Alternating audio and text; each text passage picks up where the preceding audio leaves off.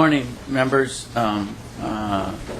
We'd like to convene the House Environment, Energy, and Natural Resources Committee together. Today we're going to continue on some game and fish issues.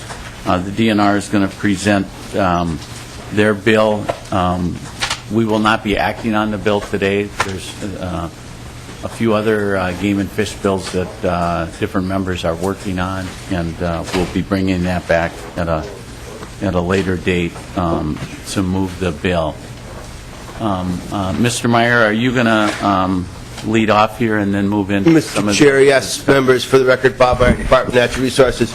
We do have to start with I think about 4 different 1- or 2-page documents, follow-up from our last hearing that Kathy Don Carlos, Deputy Director from the Division of Fish and Wildlife, and Steve Merchant will be going over. But as we're looking at the game and fish language, we do have an author's amendment that we're working on.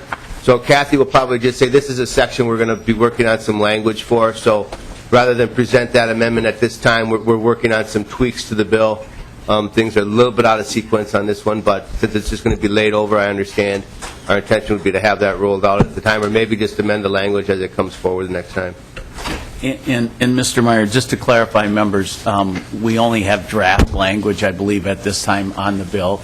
I think it's safe to say that Representative Hackbart is going to be carrying the bill again. He carried the game and fish bill last year, but we're working with the agency as they work through and with the administration to get the bill moving forward. And we're going to have the same issue tomorrow on the AIS issue. We're not going to have the bill in the form we'd like to see it, but we will be moving the discussion forward because some of this stuff is timely, and as some of it's going to be a case of where we ask for additional information, give the agency time to bring it forward, both in the issue of game and fish and AIS tomorrow. So proceed, Mr. Meyer. Thank you, Mr. Chair. With that, I'll bring up Kathy and Pete. Welcome, Deputy Director. If you could identify yourself for the record and go ahead with your presentation. Good morning. My name is Kathy Don Carlos. I'm Deputy Director for the DNR's Division of Fish and Wildlife. And I'm Steve Merchant, the Wildlife Population Program Manager with the Section of Wildlife. Mr. Chair, committee members, we're really glad to be back this morning to do 2 things. As Chairman indicated, we're here to follow up on some questions that came up in our discussion on January 26th at your hearing last week.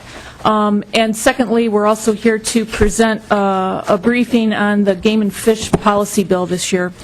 So we'd like to start with some of the questions that came up from last week. We went back with a list of questions that you had. You did ask about deer population update. You asked for a moose population update for both the northwest part of the state and the northeast. You requested information about a deer study that we're conducting in the northwest in the area of the former bovine TB zone. And I think those were the 3 main areas. You also had a question about wolf budgets, wolf management budgets. So Chair and committee members will start with answering those questions from last week. And I'd like to turn it over to Steve Merchant to walk us through each of the questions. Welcome, Mr. Merchant. You can continue. I believe you've already introduced yourself, so go ahead with your presentation. Thank you, Mr. Chair, members. First, I could walk you through the document that's titled the 2012 Deer Population Goal Setting. Beginning in 2005, we had a deer population goal setting process that included the public for the first time. The outcome of that process was that nearly 1/2 of the permit areas across the state were slated for a deer population reduction, and conversely, 40% of the areas, our plan was to increase the deer population. If you turn your page and look at the figure on page 2, that is a graphic representation of the results of those. The permit areas that are in red are those permit areas where the original public input process resulted in deer population reductions, and the green, the darker green, are areas of the state where we wanted to grow the deer population. The current status of those populations are exhibited in that the graphic on the following page, where you can see the permit areas that are now in the yellow are at goal. The permit areas in red are still above goal, and the areas in green are below goal. So I think that, as far as numbers go, nearly 70% of the permit areas are now within the goal, and just 15% are below goal. 18% of the areas remain above goal. We're planning to initiate a similar process sometime late this winter to reassess these population objectives. We'll hopefully have information from that process to inform our decision-making regarding the 2012 hunt, but it's unlikely that we'll have the entire state completed at that time.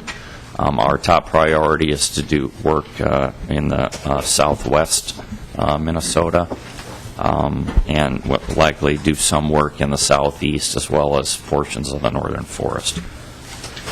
If you turn to the back of that document, you can see what our 2011 actual numbers of pre-fawn deer densities are by those permit areas.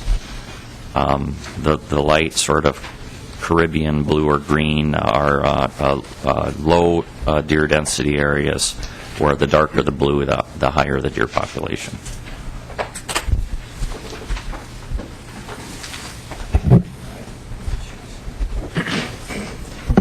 Questions? Representative Wagenius. Oh, well, thank you, Mr. Chair. I note as we're trying to raise the populations in some areas that the Deer Hunters Association testified in support of the program where wolves take livestock and... Representative Wagenius, excuse me.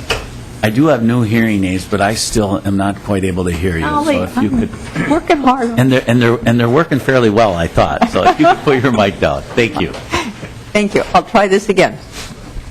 The Deer Hunters Association testified in favor of the notion that we have that where wolves take livestock, that the owner should be reimbursed.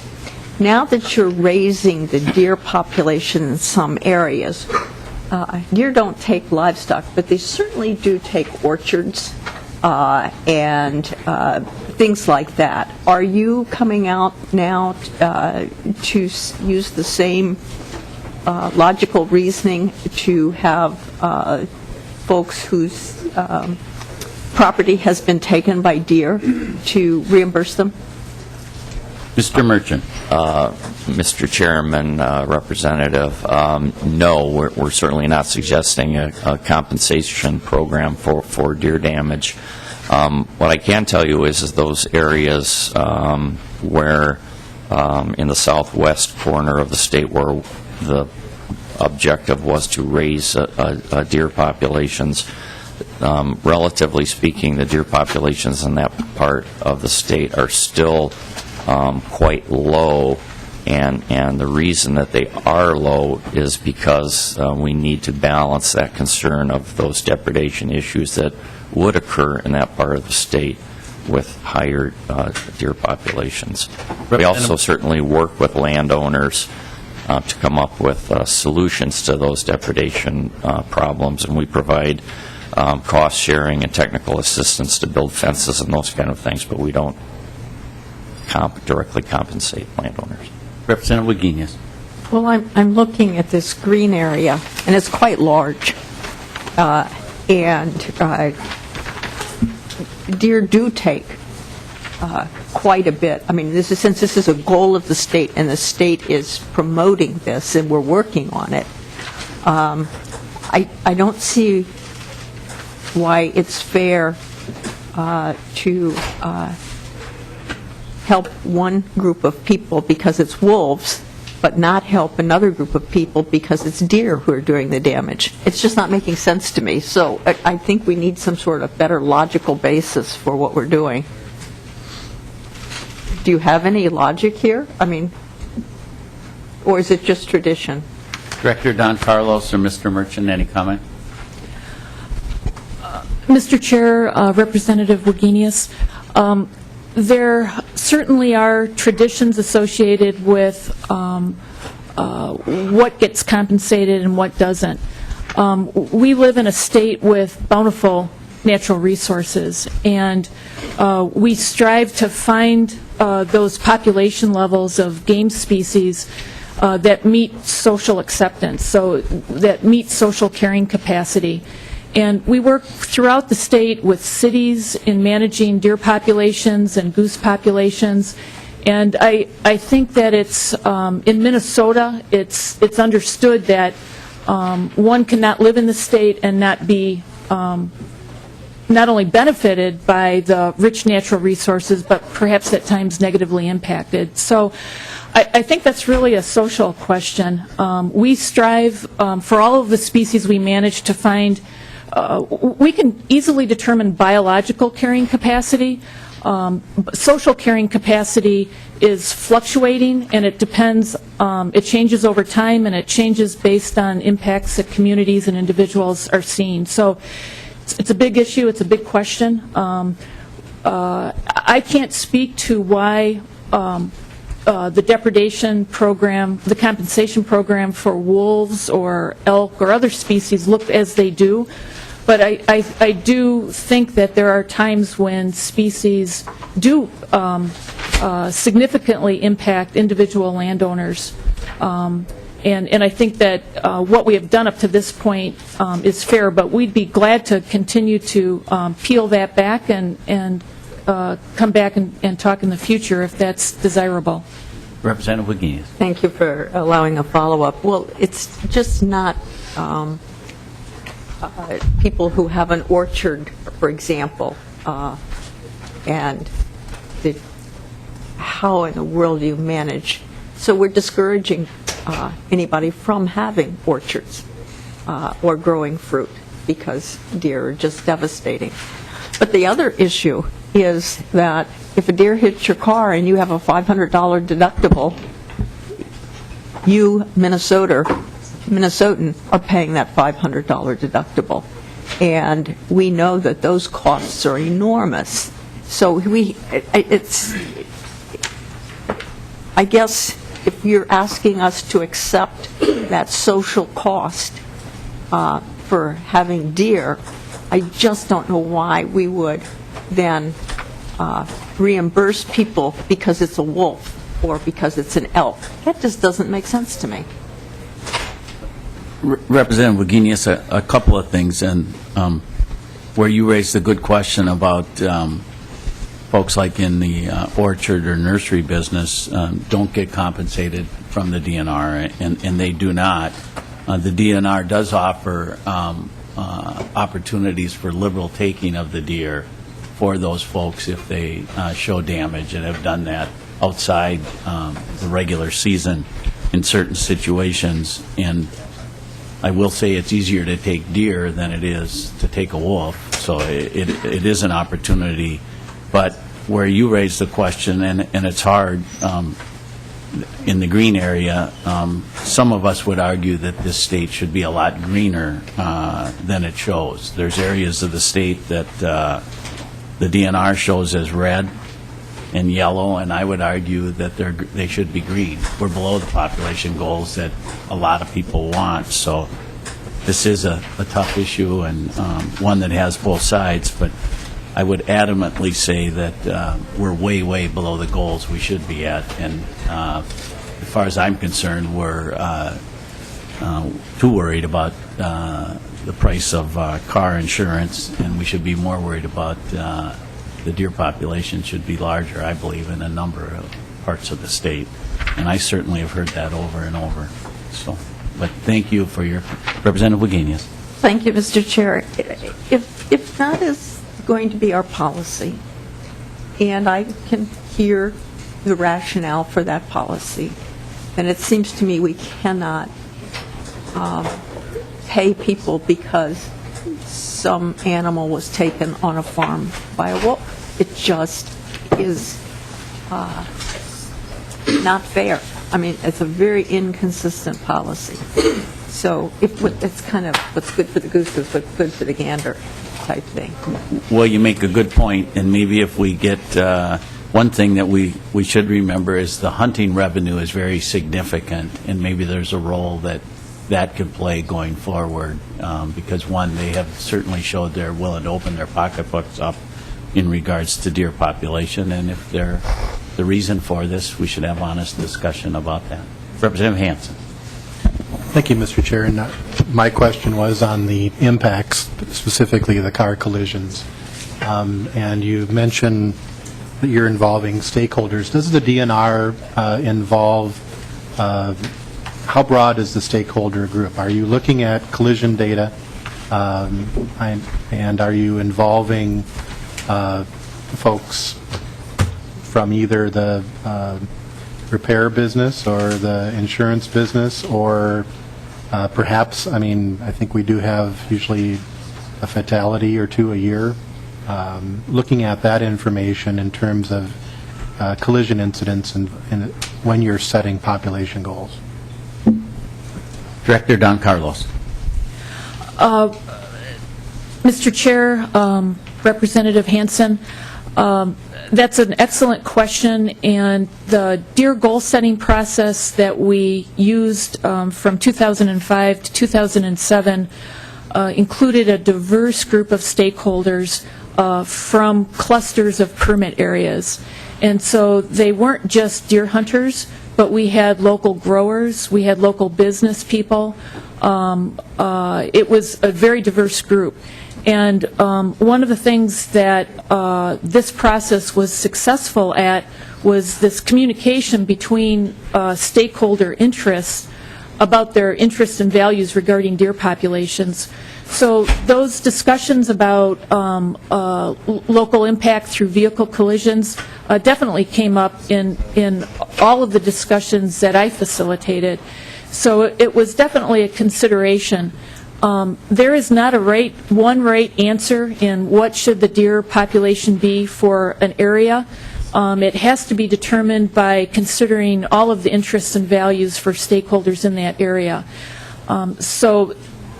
Just as when we work with local units of government here in the metro area on deer populations, these things were all considered by the groups as we went outstate with this deer goal-setting process. Representative Hansen. Thank you, Mr. Chair. I think that the insurance industry does have very detailed information as to collision locations over time. That might be data that you could look at. Just like when you're hunting, if you haven't got a deer for the last couple of years, there's a problem with the deer population. If you haven't hit one with a car, there's not a problem until you hit one, or two, or three. And so I think, we have 5 million people in the state now. And as we build into other areas where there was a high deer population, we have more potential for contact, both with the camera but with the car as well. So I think there's data out there, Mr. Chair, and I think that'd be valuable to take that data in when you're looking at the scientific assessment, it's what the population should be. So, and if you need some contacts, I could provide you with some. Thank you. Representative Qualm. Thank you, Mr. Chair. Mr. Merchant, looking through these, Area 343 where we had the CWD, there was, I guess, a surprise, is what I was told by some of the DNR personnel, at the quantity of deer in that area compared to what they were expecting. And I was wondering if, when you run into, the TB or CWD, and you do a more extensive aerial and population analysis, have you adjusted any of your methodologies for projections of deer population due to these? My understanding is that they knew almost exactly how many deer were in there from that CWD activity, and if you could expound a little bit on how you update and improve with what you learn. Mr. Merchant. Mr. Chair, representative members, yes, in fact, we do validate the population model, if you will, by using other methodologies to assess the deer population. We don't do that annually for every permit area. It would be cost prohibitive to do that, but we do do aerial flights where we count deer. We also use some use a siteability index with some ground observations. So we are using other methods to compare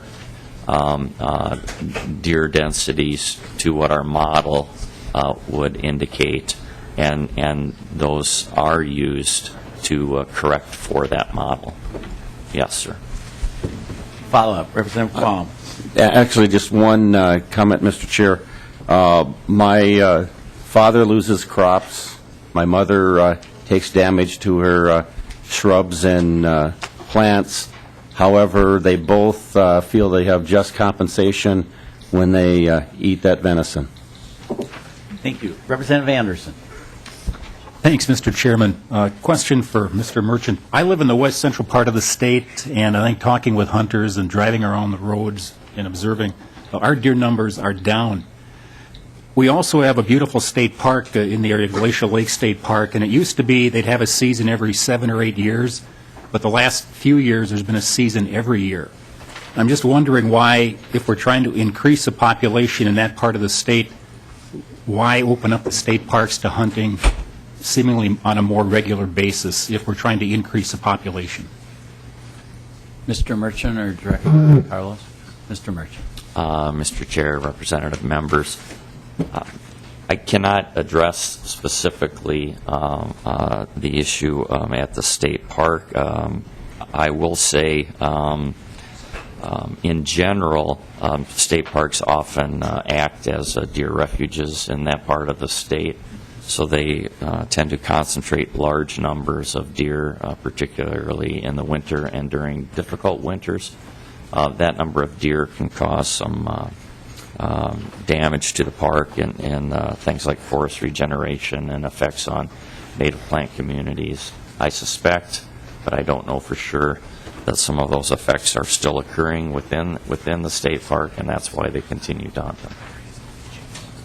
Thank you. Representative Drazkowski. Thank you, Mr. Chair. Mr. Merchant and Ms. Don Carlos, thank you for your presentation today. I'm curious, are the population goals published anywhere? I don't see the actual, physical goal per management area. So that would be a question, and I have met with you about the landowner problems in southeast Minnesota. We've got, as a matter of fact, some of your staff, the depredation folks, came down to Winona last Thursday, and I appreciate the effort that they put forward.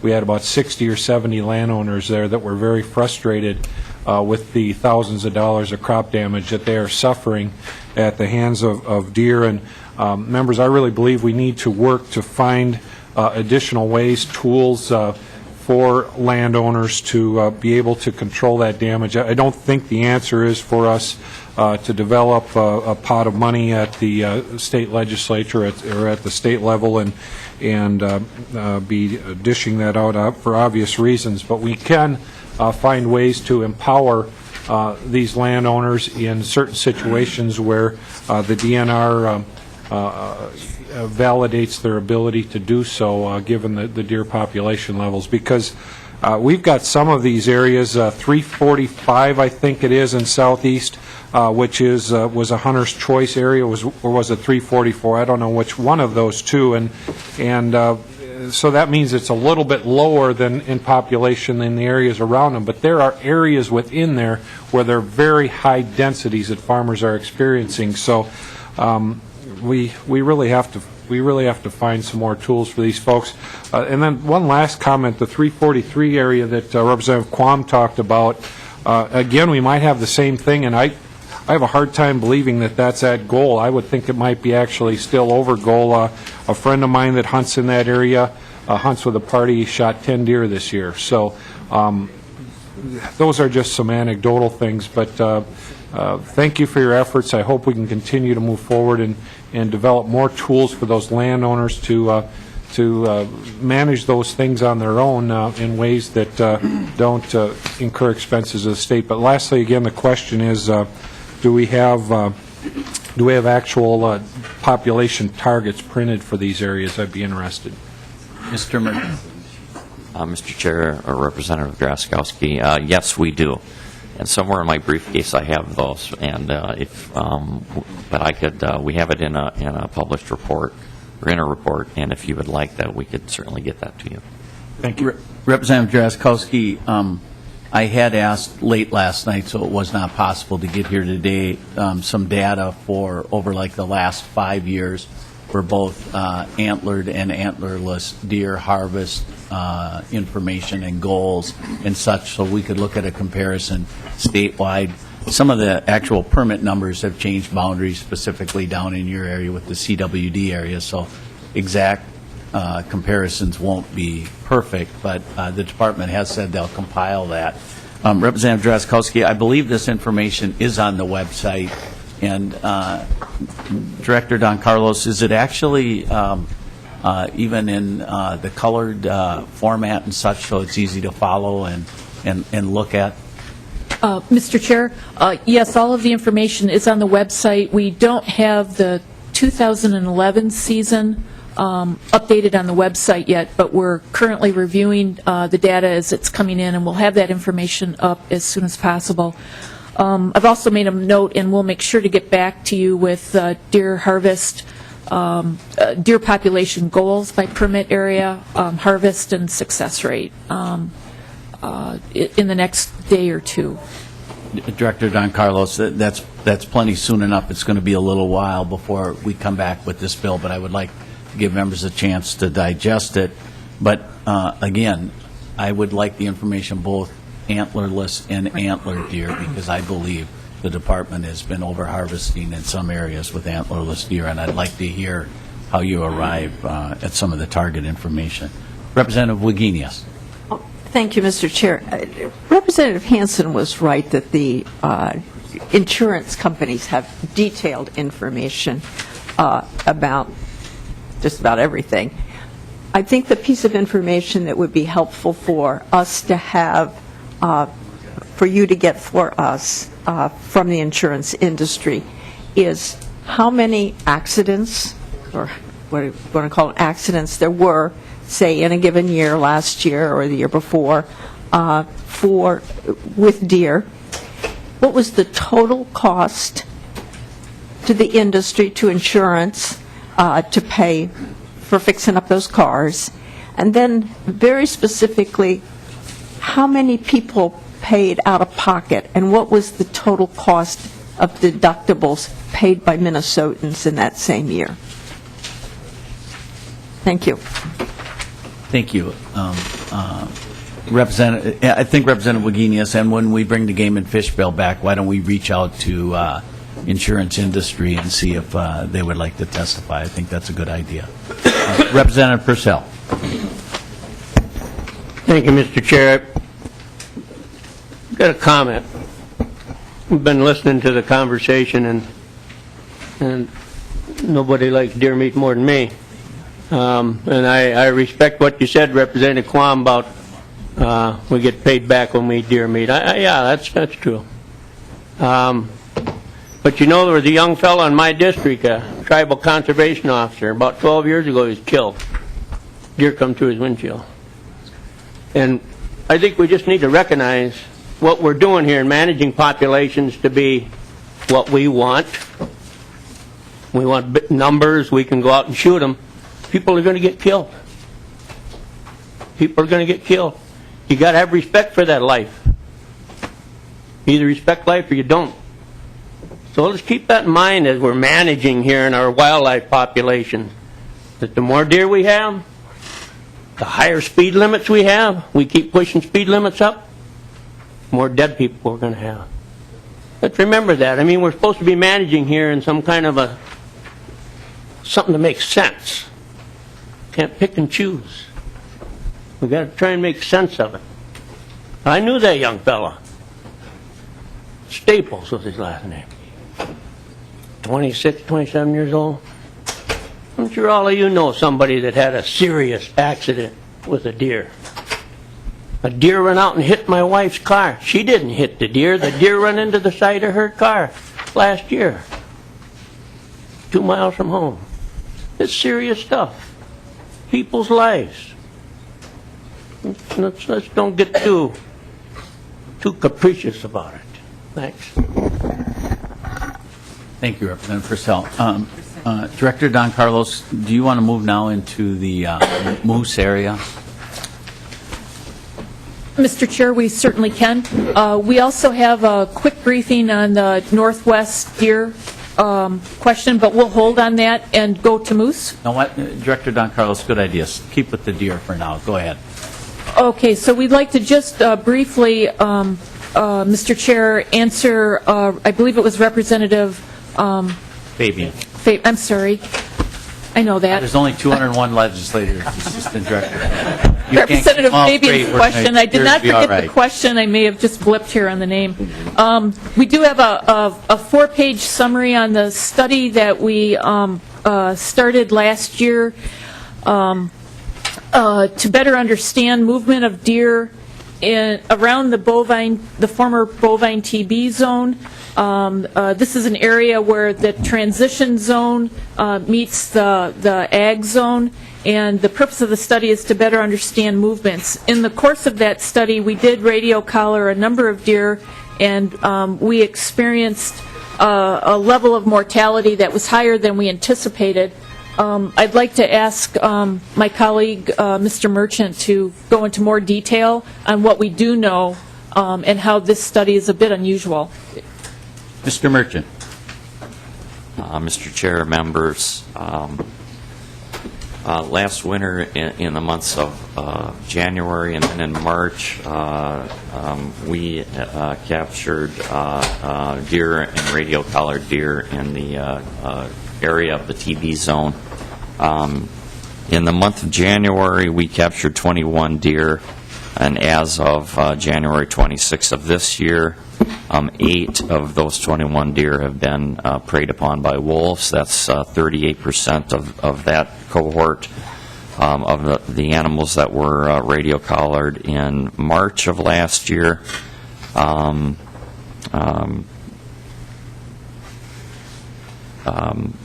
There were 5 of those animals, and 1 of those have been preyed upon wolves. So 20% of the March captured deer have been preyed upon by wolves. So, excuse me, the 8 out of the 21, or the 38%, is the total for both of those cohorts. 44% of the wolves that were captured in January were preyed upon by wolves. That level of mortality certainly is higher than what some of our long-term deer-wolf interaction studies have indicated. Perhaps a compounding factor in that was that last year was a difficult winter, and it likely we do know that in difficult winters, wolf mortality is higher than in normal or easy winters. And Mr. Merchant, you said wolf mortality. I believe you meant the deer Excuse me. mortality by wolves. Yeah, thank you. Any comment on that, Representative Fabian? Yes, Mr. Chair, thank you. Just a couple of things. First, I'd like to address the statement that we made about the former TB zone.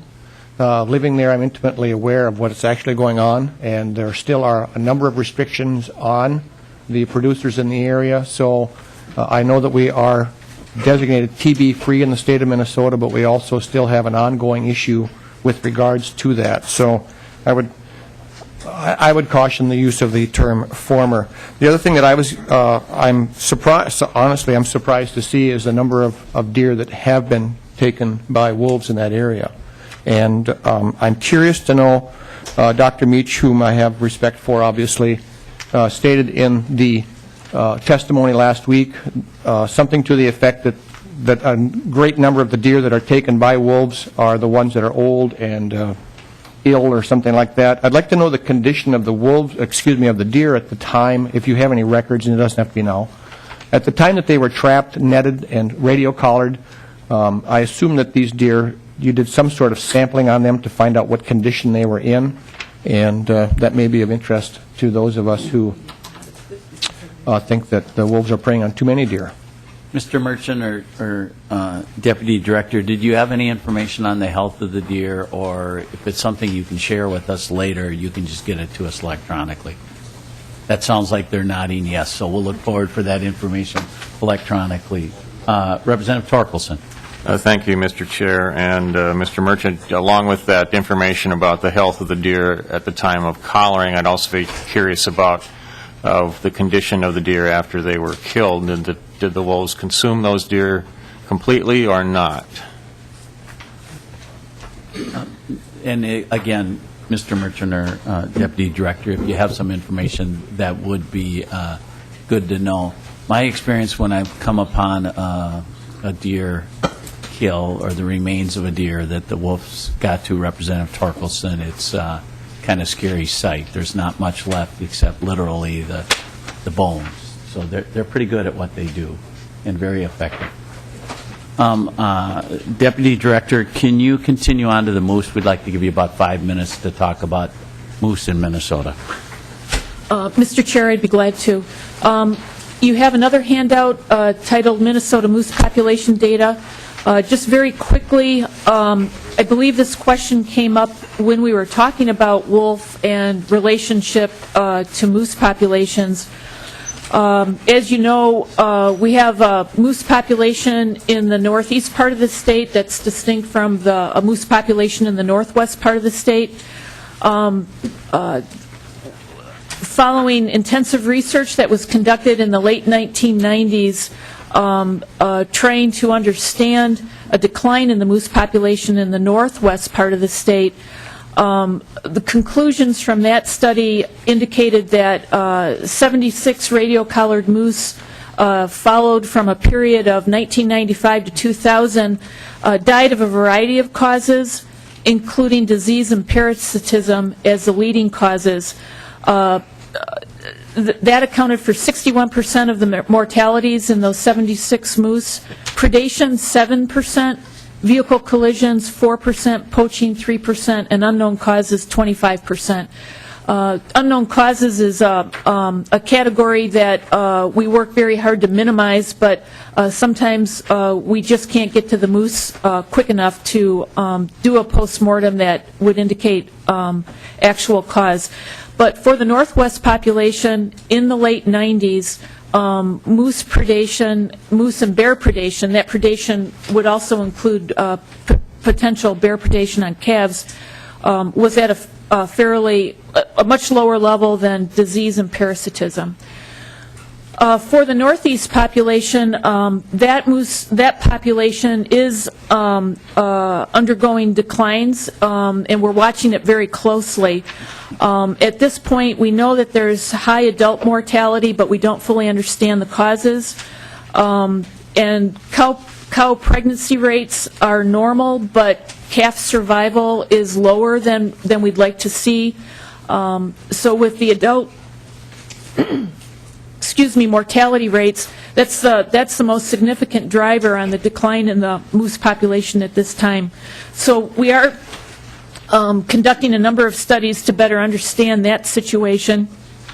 If you go to the second page on that handout, it shows it shows causes of non-hunting moose mortality being in a range that's higher for other northern moose populations in the continent.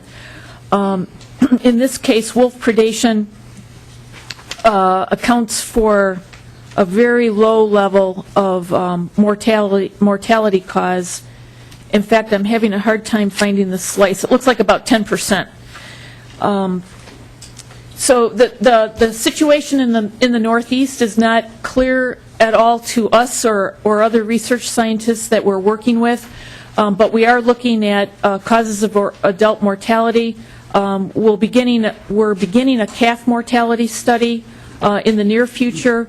We're looking at the relationship of habitat to moose populations, but we're working hard with colleagues in our state and other states to understand this so that we can reverse it if it's at all possible. Thank you, Deputy Director. Do you anticipate, has the department made a decision about a hunting season in the fall of 2012 yet? Mr. Chair, members, no, we have not. We are currently conducting our moose aerial survey at this time. We got a little bit of a late start this year due to lack of snow, but it will be that survey that will inform us as to whether or not we will be hunting next fall or not. Thank you. Representative Fabian. Thank you, Mr. Chair. Director Don Carlos, I'm curious, at the top on the front page, it says you talk about adult moose, 76 of them. Are you saying in here that 76 adult moose were radio collared? Director Don Carlos. Mr. Chair, Representative Fabian, during the course of the study that was conducted in the late 1990s, 76 moose were radio collared and tracked. At this time, I don't believe we have any moose that are radio collared in the Northwest. Correct. Because, Director Don Carlos, there is a study ongoing in the Northeast with radio collared moose, I believe is funded by LCCMR, if I'm not mistaken. That's in place right now. Representative Fabian. Yeah, I'm just curious to know what percentage of the moose that were radio collared were calves.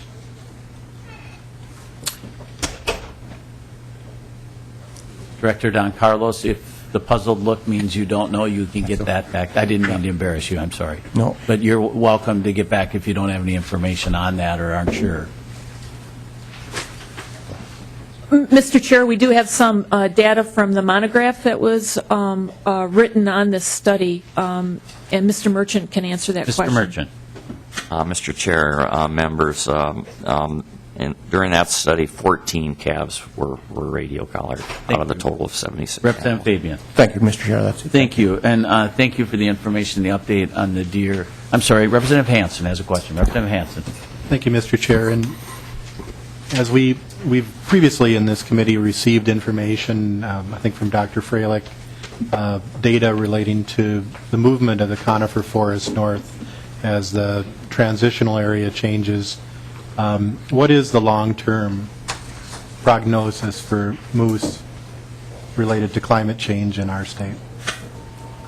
Deputy Director Don Carlos. Mr. Chair, Representative Hansen, that's a very difficult question to answer. There's a lot of uncertainty about what's going on with the moose population. There could be a variety of factors affecting the decline that we're seeing. While we're looking at this, we're also considering potential impacts on the type of forests that occur in northeast Minnesota. So we can't answer that question at this time, and we may not be able to answer it for years. Thank you. Representative Drazkowski. Thank you, Mr. Chair. I would just ask, do we have the brainworm in northern Minnesota that they have in Ontario? And then having an agriculture background, I realize when you pregnancy check cows, it involves a pretty and detailed palpation. I'm curious how you confirm pregnancy rates in moose. Director Don Carlos. Mr. Chair, Representative Drazkowski, as far as confirming pregnancy in moose, I haven't been out in the field during these procedures, but there's two ways that it can be done. We do collect blood samples, and those can be assayed for hormone levels to determine pregnancy rates, and also a palpation could be done, but there's also actually a third way. There's field ultrasound equipment that's often used with big animals in the field. So I'm not sure which of those methods we're using, but I'm sure one or a combination. But perhaps we can talk about it after. Thank you. Next, we'd like... Mr. Chair. I'm sorry, Representative Drazkowski. Thank you, Mr. Chair. The other part of the question, do we have brainworm? Has that been identified? Director Don Carlos. Mr. Chair, Representative Drazkowski, we do have brainworm in moose. Some scientists feel that brainworm is a large contributor to mortality in moose. Others don't agree with that position. Most things regarding moose population, dynamics, impacts on the moose population, there's not necessarily agreement about. They're a large species, a large ungulate, and you would think we would know more collectively as a field about this species, but they're a very perplexing species. Just because they're big doesn't mean they're well understood. The position they occupy in their system is a very complicated and not well understood one. So they do have brainworm, but our staff are really questioning how much of an impact that has on the actual population. Thank you.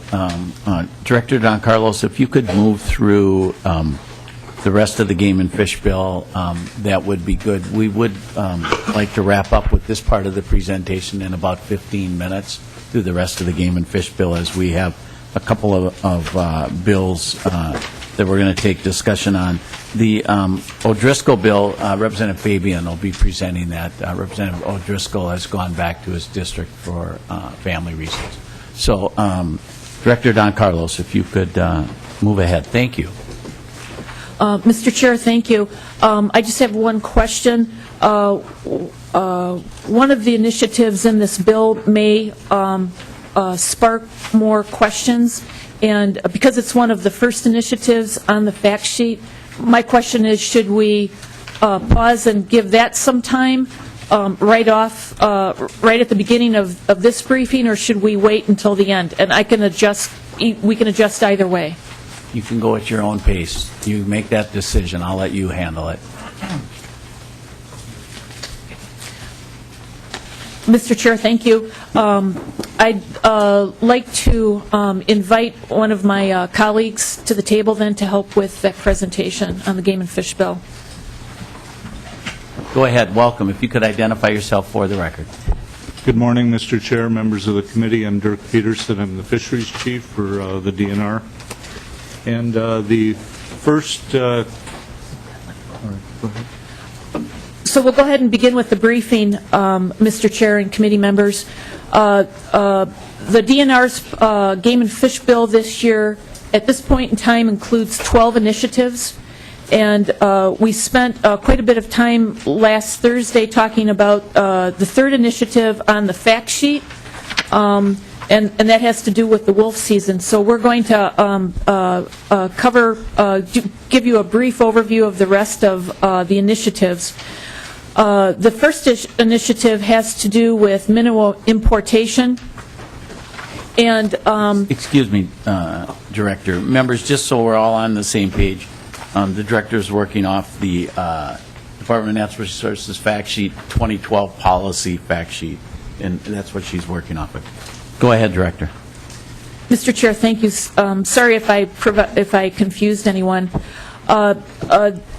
This initiative regarding minnow importation basically eliminates two types of permits: an import for later export and an import for feeding of bait fish. This is an important issue because the minnows that we're importing into this state are coming from North Dakota and South Dakota, where there is Asian carp in river systems there. Minnesota is at high risk for inadvertent introduction of Asian carp into the state, and this initiative would reduce that risk significantly. Now I'd like to ask Fisheries Chief Dirk Peterson to go into a bit more detail, referring to a handout that was also distributed to you at the beginning of the meeting. Welcome, Chief Peterson. Go ahead with your presentation. Mr. Chair, thank you. Members of the committee, the handout is titled Importing Minnows into Minnesota for Later Export or Feeding of Hatchery Fish. And I think we're all highly sensitized at this time to the fact that Asian carp are a real threat to our native fish populations, as well as the multi-billion-dollar recreational angling industry that we have in Minnesota. They also even represent a public health concern in the sense that we've all heard about people being hit by jumping carp that are large and can be harmful to people on an individual basis. And as you know, each of you have been engaged in full discussions about what sort of investments do we need to make to prevent the spread of these fish through barriers and other methods. And the section of, although the Division of Ecological and Water Resources is the lead on the policy procedures that we're undertaking, the section of Fisheries Management and the Division of Fish and Wildlife are very active participants in preventing Asian carp and other non-native fish introductions into Minnesota. On the handout, you'll see a map there that's color-coded with different combinations of Asian carp and where they're found in Minnesota and the Dakotas. And we know that they're starting to move up the Mississippi, but in the last few years they've moved up the Missouri River to the Gavin's Point Dam in South Dakota, and they are now present in the Big Sioux, the Vermilion, and the St. James River in the Dakotas, and the St. James River all the way into North Dakota, where last year in 2011 a silver carp was sampled up in central North Dakota. These fish represent are close at our door here, and we've done an internal review of a number of our practices. One of the things that came up was the fact that we do issue about 9 to 10 permits per year from the clouded, shaded area on the map where minnow harvest takes place, and then through permit we allow the import of minnows to be exported across the state to other states that allow the import, and then secondly, to feed fish in private aquaculture venues in west central Minnesota. About 90,000 gallons come in that way. About 10,000 reside for feeding fish in permitted ponds. And one of the problems with this is that this is a large quantity of minnows. Although everyone is operating under permit as they should legally, the identification of small Asian carp can be very difficult. If you look at the back side of the fact sheet, you'll see some examples of fingerling bighead carp, fingerling grass carp, which looks a lot like a chub, fingerling bighead, and the fingerling European rudd, which is a European carp, look very similar to golden shiners. So if you have a large load of minnows coming across the border, it may be difficult to sort out the handful of Asian carps that might be present from these watersheds in the Dakotas. So we are proposing that Minnesota already has very strong ban on importation of minnows into the state. And if you look at the distribution of silver or even European carps, It forms a nice horseshoe around the state. This prohibition of minnow importation has served this state well for 50 years and has kept a lot of these species out. We see this minnow harvest area in the Dakotas as a real risk to the future of our fishing in this state, and the legislation we're proposing would actually ban the importation of live minnows through this small permitting system that we've operated for about 15, 16 years. It would still allow the import to export, but we would propose that those containers be sealed at the border as they cross the state to other states like Wisconsin. And thirdly, we would only allow minnows to be fed to aquaculturally raised fish through local harvest. There could be some impacts to the operators that benefit from this practice. One is that we would not allow to offload fish in the state for aggregation for further export, which we allow now. That would no longer be allowed. It'd still be allowed to transport the minnows across the state in sealed containers, and then we would allow them to, or recommend that they purchase those fishes in-state. Currently, the state harvests about 3.5 million pounds of minnows. About a third of those that are harvested in Minnesota are already exported to other states from Minnesota. So taking the 80 to 90,000 minnows that they're importing from the Dakotas and transferring that to hopefully purchase within the state, that would be about 2.4% of the minnows that are harvested in the state. That would be an adjustment the industry would have to make. That's the rationale for this. We see the importation of these minnows through these 9 or 10 permits that we issue, about 90,000 pounds each year, or gallons, is a way to significantly reduce the risk of Asian carp introduction into Minnesota. We think it would be prudent. There would be some challenges for the industry, but we believe that they could adjust to this. Thank you. Thank you, Chief Peterson, for your presentation. The minnow folks are not here today, so when this bill does come back, we will hear their reaction.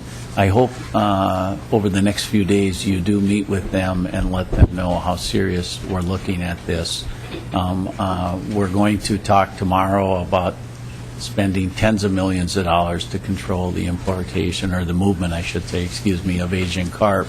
And we're certainly not going to spend that kind of money if we're not doing some of the other things and tools available to us. One question I did have, Chief Peterson, do we allow the importation of walleye, fingerling, and fry if some of these minnow folks that are raising walleye, specifically some are even raising it for the state of Minnesota, could they move that operation into South Dakota, and then would we allow the importation of the walleye, or do we not allow that?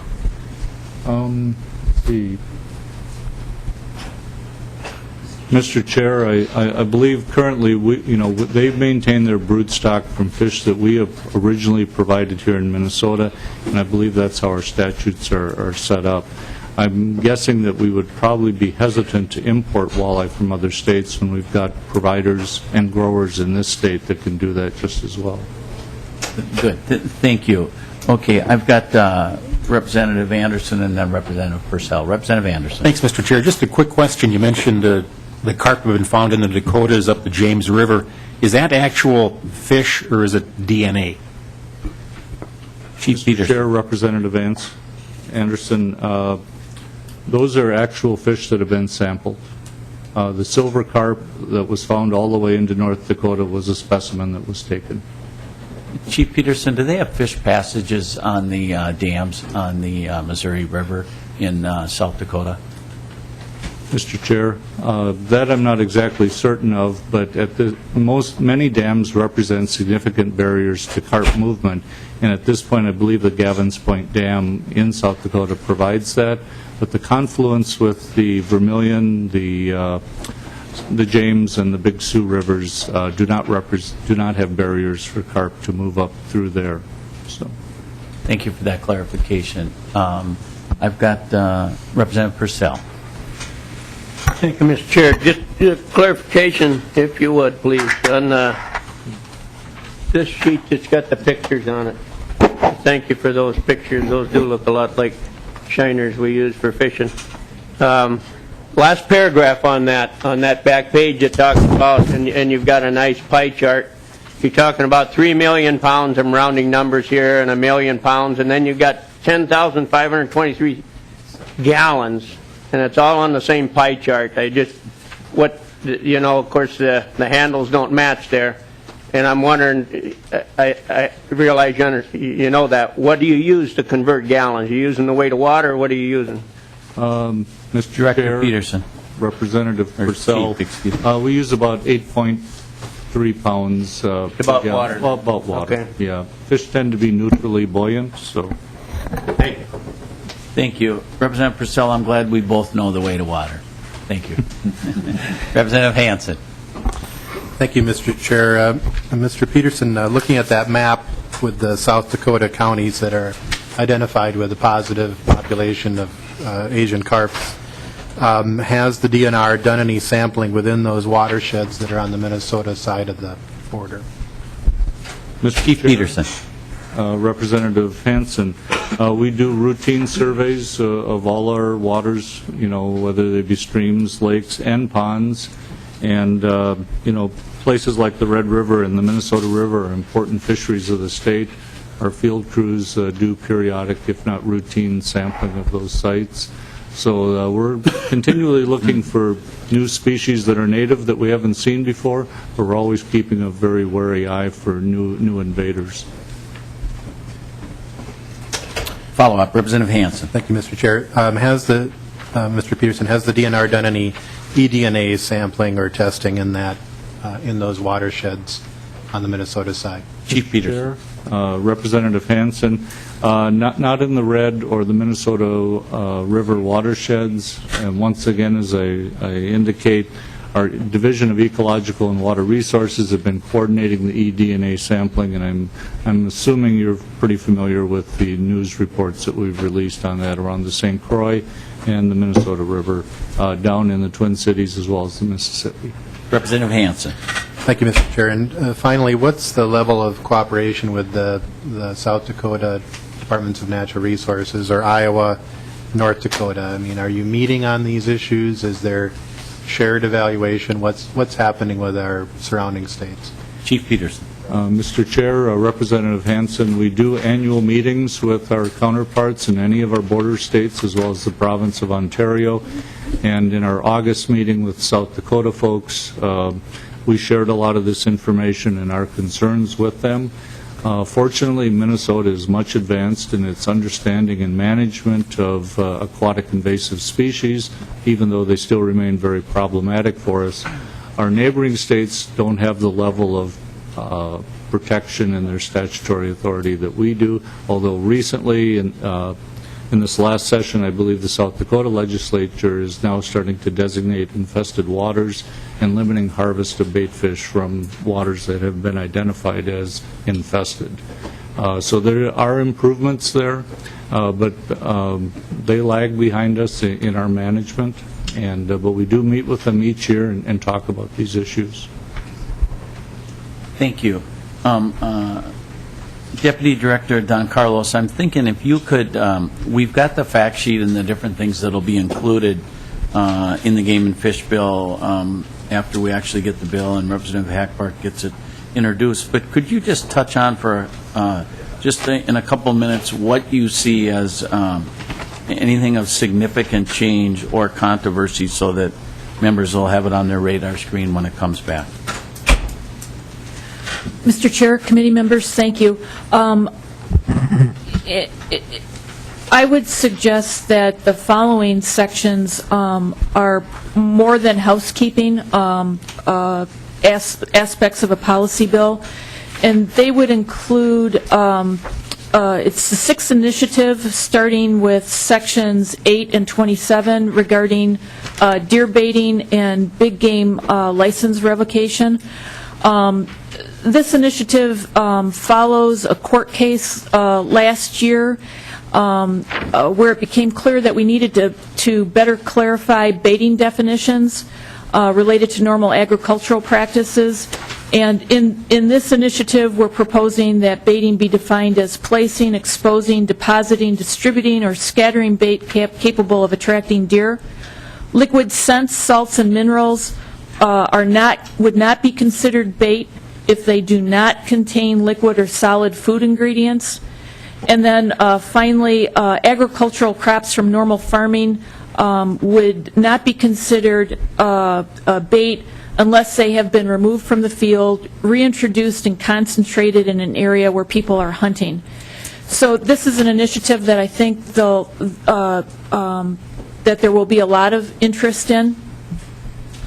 This is important for us because we do need to clarify these statutes when our conservation enforcement officers are monitoring activity.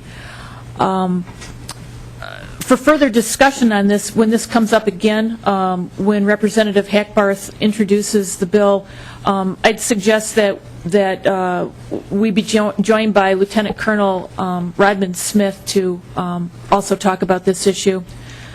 Another initiative that I think will draw interest from amongst yourselves and stakeholders is the 8th initiative on the front of the page. It's at the very bottom. It's starting Section 23 pertaining to blaze orange requirements for small game hunting. This is an initiative that we're proposing that corrects a situation that was offered to us by a journalist last fall in an article, and basically would amend the current blaze orange requirements for small game hunting, providing an exception so that archery deer hunters may be able to take small game without wearing blaze orange if they're in a stationary position. Again, this may have safety concerns around it, and it may be of interest to you as well. On page 2 of the handout, there's 2 initiatives that I'd like to bring to your attention. Well, actually, all 4 of these initiatives I think will draw interest from you. But going to the second initiative, starting with Section 26 regarding special hunts for physically disabled hunters, this initiative would allow physically disabled hunters to use a swivel or a mechanical or electronic device to hold or discharge a firearm or bow while hunting if they are present at the site. This need was brought to our attention last fall by a group that was helping with a turkey physically disabled hunt, and we have crafted language and reviewed it with capable partners members, and the Game and Fish bill reflects that language that we have vetted with the capable partners group. The next initiative, pertaining to Section 34 regarding beaver control, I know that this is of interest, especially in the northwest part of the state, and we've had discussions with Representative Fabian and others about these statutes. We feel that the proposal that we're making would clarify the statutes so that it is clear that local government units can apply for beaver removal permits from the DNR to remove beavers that are causing damage to roads or silviculture projects on land that is owned or managed by that local government unit. We're currently issuing permits for those situations. Our enforcement division is issuing those permits, but there seems to be confusion, and we feel that the statute language that we're proposing makes it very clear that local governments can apply for those permits. And then finally, a little bit different, and that you may hear about. I don't think that this will be controversial. We don't think it will be controversial. But the final initiative, Section 38, would allow taking of waterfowl in open waters designated by the commissioner by rule. Specifically, this pertains to a suggestion that we most recently heard in the waterfowl focus groups that the commissioner hosted last spring and summer about hunting waterfowl on open water, where a hunter can't be concealed by natural vegetation as specified in statute. There is interest in hunting on big water, Lake Superior and other large lakes in the state, and this initiative would allow us to make this offering within the federal migratory hunting framework, and would allow more compatibility with adjoining states and provinces that do allow this. So those would be, I think, the initiatives that may be of most interest to yourselves and stakeholders. Well, thank you. And members, if you have additional game and fish issues, I'd encourage you to work with Representative Hackbart as the bill comes forward, and additional initiatives. Some of these are going to be controversial. The last one specifically, I think, will allow hunters to hunt out of sink boxes. We're one of the few states that don't potentially allow that. That's a hunter below the surface of the water. Something those of us that have always duck hunted, Minnesota was a state I was real surprised to hear that most other states do allow this. We're one of few, but some of this is controversial, and we like the idea of allowing more flexibility for the taking of beaver. So as we go forward, I think we'll have these issues back before us. So thank you for this presentation. It does set us up to move this forward as we come with a real busy agenda. Members, next, Representative Fabian is going to present House File 1923, and what's involved in that bill will be laid over for possible inclusion in a later bill. Representative Fabian, I believe you've got a couple of folks that have traveled down, maybe from Representative O'Driscoll's district, with you, so if they want to come forward at the same time to the presenters table, that would be good.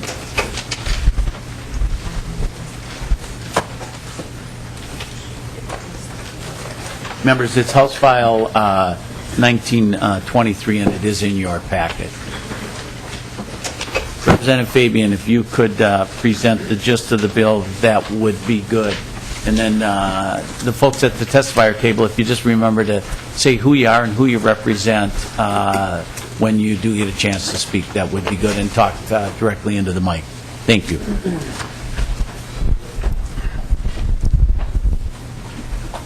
Thank you, Mr. Chair. I'm presenting this bill today for Representative O'Driscoll. This is House File 1923, and ironically, this situation was brought to my attention a couple of weeks ago by the city of Thief River Falls. The mayor contacted me and had concerns about the implementation of the conservation rate structure, and he made mention of the fact that in the turkey processing plant that they have in Thief River Falls, if these rates go into effect, he said that their water bill could be increased by as much as $40,000 in 1 year because of that. I've also had conversations, one of the hospitals that's in my district is a very large water user, just because of the nature of their business. That water use is going to increase in the near future because they are putting a kidney dialysis operation into effect. So I'm concerned about the additional cost to our local businesses and so forth. Also, with regards to the turkey processing plant,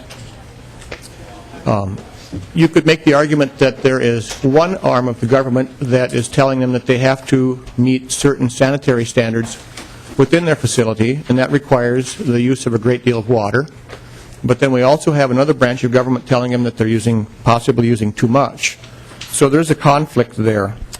At this time, what I would like to do is kind of turn the testimony, you might say, over to Bill Scholz, excuse me, good German name.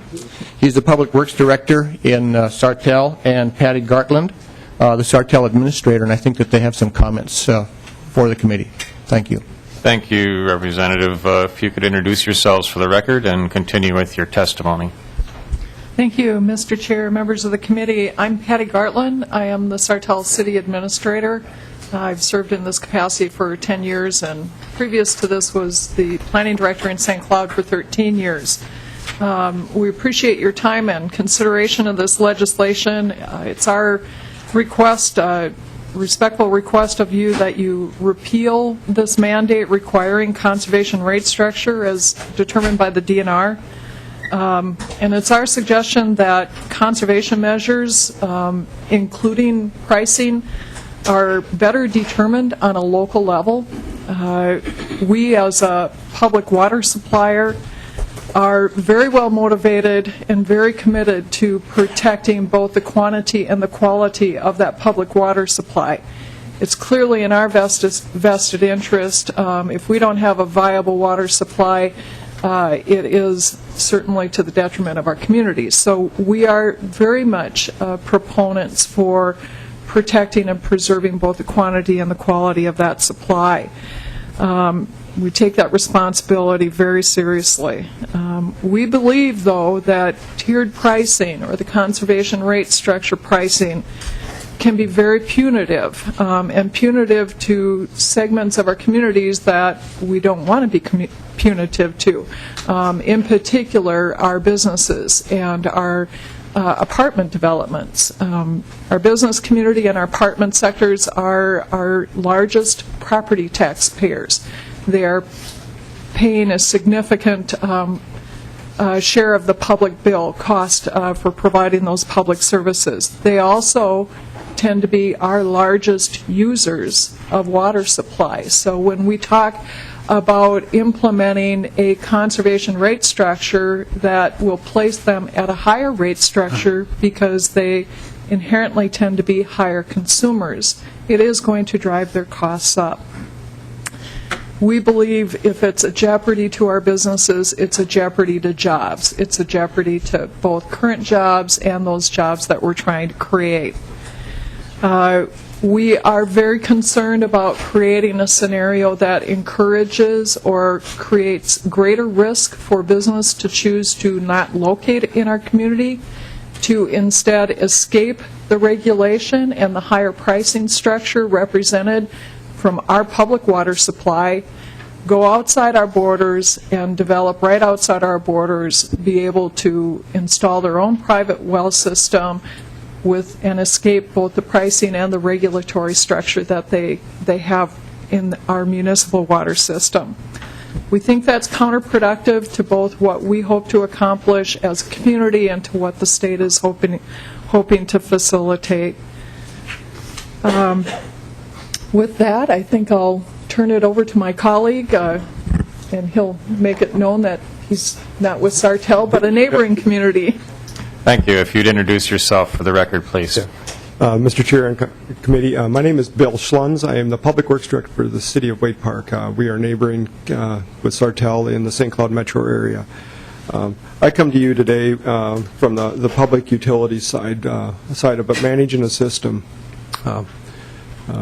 Ms. Gartland did explain most of the points that I want to talk about today, but one of them I wanted to explain a little bit further is when you manage a utility system, there are fixed costs to running that system. Yes, we pump water out of the ground, we have to treat it, we have to pump it back up into the water towers and to maintain that system. No matter what happens with your utility system, you do need upgrades, you need to do expansions, O&M, basically operations and maintenance. In most utility systems, those costs are fixed year to year. They very rarely fluctuate no matter what happens. The big driving cost is when systems are mandated to do improvements to their system, to their treatment facilities, like Representative Fabian was talking about. So as cities and utilities increase and build and upgrade their systems, their bond payments are set. They're set for anywhere from 5 to 20 years, depending on which system and what rate structure they came up with. So with that being said, there's a fixed cost that basically it's easy math.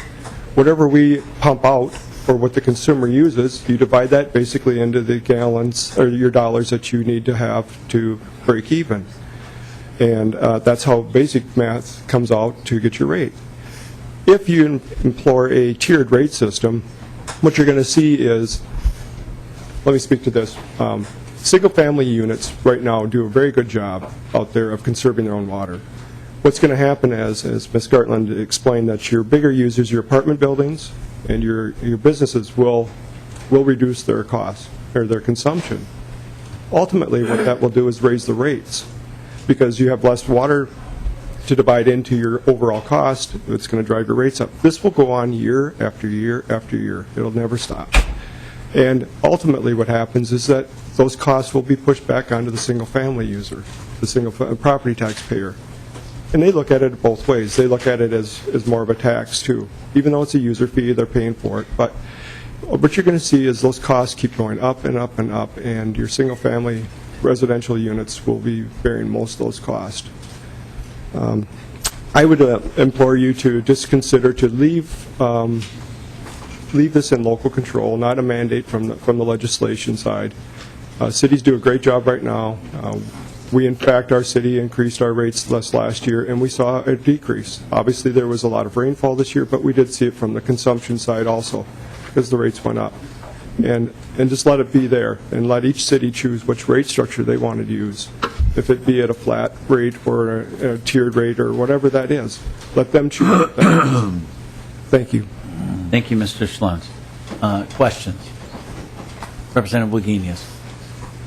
Well, thank you, Mr. Chair, and I'll speak as loud as I can. One of the reasons, of course, that this whole thing went in was because we know that in Minnesota we may not have the quantity of water for future residents that we would want them to have.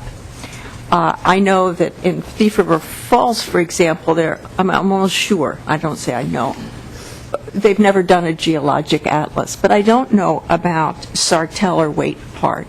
Have geologic atlases been done for your area?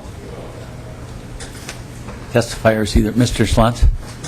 Mr. Chair and the representative, I'm not aware of that. I mean, we can find out and get back to you on that, but I'm not aware that that's been done yet. Representative Wagenius, we were going to hear from the DNR, so maybe they could answer that. I've got both the DNR on this issue and Mr. Botzik both wanted to testify. Representative Wagenius. Well, thank you, but I would have hoped that local units of government would have known whether they have geologic atlases done in their area, because that's what tells you if you really do have a large quantity of water or not. And to not know that kind of basic fact is, folks should know that. One of the things we haven't done as a group is funded enough geologic atlases to cover the whole state. And we have in some areas and we haven't in other areas. It seems to me that the first thing you should be asking us for is to fund a geologic atlas for your area before you say that we have plenty of water and we know how to manage it. So that, I'll wait then for DNR. Representative Paul. Thank you, Mr. Chairman. I guess a question for either of the testifiers. It seems that you're looking to basically repeal this conservation rate structure, and as alluded to, that there are fixed costs running utility. So if the cost structure goes down for some of the largest users, who is going to pick up that additional differential in maintaining and just keeping the utility functioning, assuming that we're dealing with a static number of dollars here, just in this scenario? Who's picking up that cost? Ms. Gartland or Mr. Schlantz? Mr. Chair, members of the committee, representative, I would suggest to you that it's a shift. The conservation rate structure is intended to create a higher rate for higher capacity or higher volume users. As a result, they will pay more, but then the idea is that incents them to do things to consume less, assuming that they can. To the extent that they cannot, They simply are going to pay more. And I think the fact that you have a business that may consume 5 times the amount of water as a necessary part of their operation, they're already motivated, regardless of what that rate is, to reduce it. If they've reduced it as much as they can, it is going to drive their cost up. To the extent that they are able to reduce it, then it's going to, as Mr. Schlund had earlier indicated, it'll push that over onto the lower volume users. So it really, I think, is at the heart of why we think it's most appropriate to be addressed on a local level. In the city of Sartell, we went through an exhaustive process of siting a new water treatment plant. We did that full investigation to make sure where we were, the aquifer we were tapping had that adequate supply. I can't answer whether or not there's a geological atlas that went with it, but I know that there was exhaustive investment to make sure where we were doing the $12 million investment in a new water treatment plant was going to be sufficient to meet the long-term needs of our area. Representative Falk, follow-up. Thank you, Mr. Chairman. I guess I didn't quite get the answer to my question there, but if I'll try to rephrase it. So if the cost for the water usage of the large users goes down, and when you say the lower users or lower usage users would go up, that means that would be homeowners and small businesses, and so we're asking them to pay more. Is that just a simple yes to that? Yes. Thank you. Additional questions? Thank you. The DNR or then we'll have Mr. Botzik after the DNR. Representative Fabian. Mr. Chair and committee members, Representative Wagenius, the Geological Atlas, I'd like to address that. I had conversations yesterday leading up to this. I talked to 2 city mayors and also a city administrator, not from Thief River Falls, any of them. And quite frankly, when I asked them about the conservation rate structure, they don't even know about that it's coming January 1st of 2013. So there has been a lack of communication going out to some of these communities for whatever reason. These people don't know about it. And with regards, you mentioned Thief River Falls, I'm certain that they get their water from the Red Lake River at this time, and I realize things can change, but the Red Lake is at close to an all-time high, and they are draining it down, and there is an ample supply of water coming into Thief River Falls at this time. I think it's best left to the local governments to make the best decisions, working with their local people and their local businesses as to what's best for them. Thank you. Thank you. If you could identify yourself for the records and give your testimony. Mr. Chairman, my name is Dave Luthi. I'm the Deputy Director for the Division of Ecological and Water Resources of the Department of Natural Resources. I appreciate the concerns that you heard on this bill. The language in this law could be improved. There are issues here that are causing concerns, and I think that the Department of Natural Resources, as well as our other sister agencies, Department of Health and Pollution Control Agency, and others who help manage the state's water supply, would be willing to work with the communities that are having concerns with the conservation rate structure. I think that there is an important sense here is that we don't want to lose the conservation rate structure because there's some inherent problems with potentially on pricing of the system. It is important to manage water supply for the state. We have some challenges with the water supply of the state in terms of quantity or quality. In regards to Representative's discussion here, the Red Lake River may be high, but I attended part of the recent flood task force meeting to look at floods for Minnesota and the conversations about drought. And in fact, the southern third and the northeast part of the state are in severe drought conditions at this time of year, which is not normal, as well as most of the rest of the state is in what's called moderate drought conditions. And so as we look at water supply management, we have to look at the bigger picture. As we look at our aquifers, we need to look at outside of the area of where you put in your wells and what is the short-term supply, which is what communities are attempting to address, to also look at where does that water come from a longer period of time so that it is there that the quantity and the quality are managed so that we can make sustainable decisions about how we make sure that we have enough to go around for future generations. Part of the challenge before this law was in place was that there was no conservation rate structure. It was called increasing block rate, and so the more you used, the cheaper your price. That's not presenting the right message as we look at potential supply limits in either quantity or in quality, and so we don't want to see this law thrown out. We certainly can see some opportunity to improve it so conservation works better with the communities. So I think I'll stop there and answer additional questions. Well, thank you, Mr. Luthi. I appreciate your testimony, and the one thing I heard from you was that our state is wide and vast and very different, and if we could manage at a local level, that would make a lot of sense. So I think your point that the community of Thief River may be different than the community of Minneapolis, and if they can manage their resources at a local level, there's some advantage to that, and it's hard for us as a state to tell every city how they should be doing things when they're so different. So maybe it makes more sense for us to get back and let some local people do their thing that they have the ability to do. If I'm not mistaken, there's communities, for instance, Woodbury has already put this in place, and there it's mostly a residential situation where people just don't get it. They don't need to run their sprinkler system every day that they possibly can, that their lawns will actually do better if they watered less. And so the city has taken it upon themselves, which they're empowered to do, to deal with that issue. And maybe Sartell or Thief River want to do it a little different. Additional, let's see, Representative Hansen.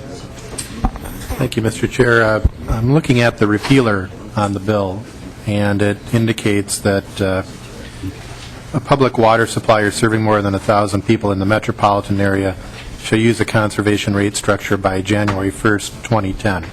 So has this law already been implemented in the metro area? Mr. Luthi. Mr. Chairman, Representative Hansen, this law has been implemented in approximately half of the communities. Not everybody is required to do it immediately, but it also is hinged on when they would ask for a permit amendment or a new well for supply, and so not all of them got it done, but more than half have already instituted it, and the concerns have been not significant that we have heard of in terms of how they manage it. Representative Hansen. Thank you, Mr. Chair. So you'd be able to have real cost data, not potential anecdotal data, but real cost data of what it's cost in the metropolitan area for communities to achieve the water conservation rate.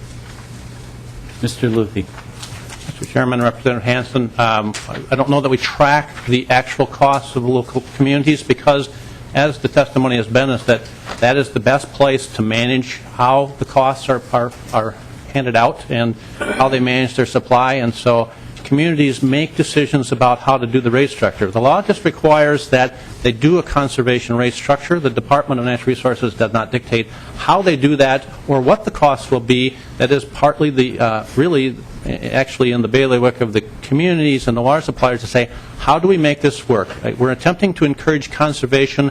They know their customers and their users and the efficiencies that they have. We want them to be involved in figuring that part out. We don't want to be in the middle of that. But we want to make sure that we are having conservation as an incentive, because some of the testimony here is that the more we use, the lower it as can be for other people. But if we're using more and the supplies become limited, we end up with some challenges. And so it is a partnership between the local units of government. We can keep track and help people understand what the water supplies are for the state that are much bigger than generally the area that they're serving, because it's a smaller community and we're looking at a larger landscape on where the water gets in, how much is there when it rains, how much is recharged in the groundwater system to make sure that there's sustainable supplies. And so it's a partnership, and that local control is very essential. Representative Hansen. So, Mr. Chair, there is local control for local creativity on how to achieve the goal. I think the reason why we have a statewide standard and not just a metro standard, but a statewide standard, is that the water that falls on Sartell or the water that's under Thief River Falls doesn't stay there. It moves. And water's an overall resource. So having the statewide goal and providing for the local creativity to achieve that goal gives the local units of government the ability to do that. We don't want to have a community be a water hog upstream from us or up gradient from us with groundwater. That's the potential that we could have with pure local control. So the need is there. There are areas of the state that are groundwater flush, but there are areas that are not. And as we start to develop into those areas where there's not as much potential for groundwater, you're going to have water demands like there are in the western states. So I hope this bill does not. I hope this bill doesn't go where it's going. We don't have to have repeal of this. Representative Knut.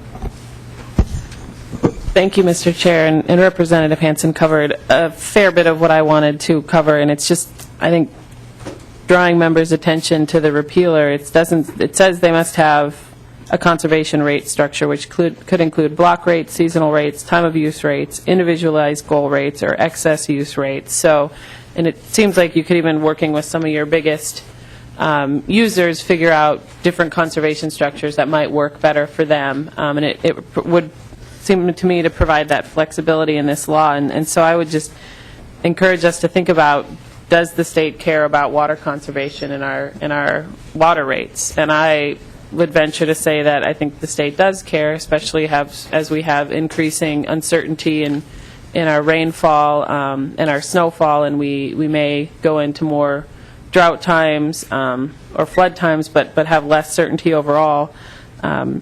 So I would reiterate what Representative Hansen said in the testifier, and I have heard one concern about this, and I just wanted to ask the testifier of his interpretation. I represent 4 different manufactured home parks, and their concern is that the way this is written, it says the rate structure must consider each residential unit as an individual user in multifamily dwellings, and that clearly is apartments, but it seems like there's some concern that it might not apply in manufactured home parks, and overall manufactured home parks may use a significant amount if they have a couple hundred to 300 houses.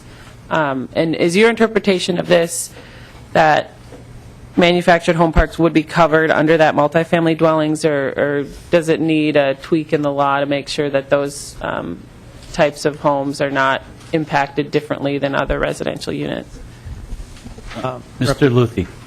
Mr. Chairman, Representative, I'm not as familiar with exactly how that is. I think that in general we look to the community to justify what makes sense to them and how they will accomplish this goal. And if they need some flexibility for multifamily dwellings, or if they need some flexibility for their industrial parks, I think that, again, as the testifiers say, they are the ones who know the most about this and how it will work. I guess, again, we're encouraging conservation. If they come with a plan, we're not looking over it in that level of detail to say, how are they dealing with those particular uses? Our overall goal is saying, how do we managing that so that we're overall trying to reduce the use or the overuse of water and encourage the conservation side. And so we will look at each plan, figure out how to do that. In the turkey supply thing, there's certainly some flexibility on how they do their rate structures, and they would have the ability to say, if the turkey plant's going to get a $40,000 bill, what technologies are there available, what can they do to figure out how to manage that, and if that doesn't make sense, they can make a suggestion or draft their ordinances or controls to do that. We'll review it with them, talk about it, and see what's reasonable. Thank you. Representative Qualm, to this point. Thank you, Mr. Chair.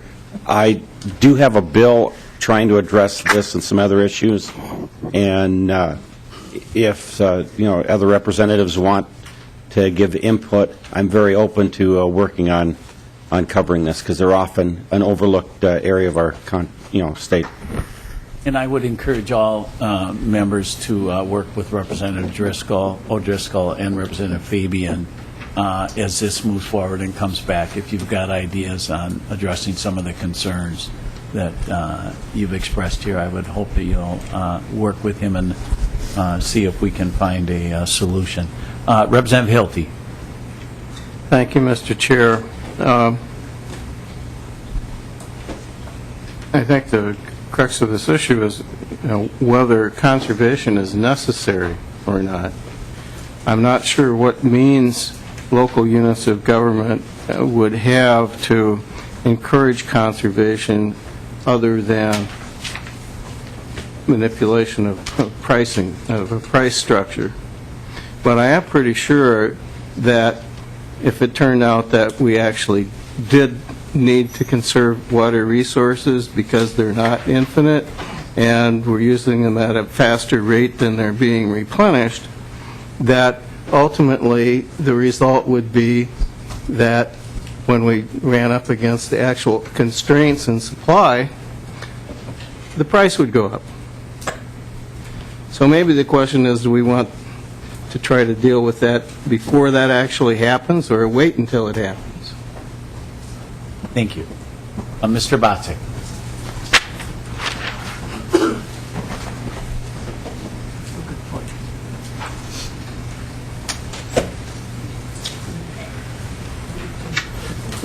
Thank you, Mr. Chairman. I'll be brief, but Gary Botzek, Minnesota Conservation Federation, and we're proud to have the word conservation in our title.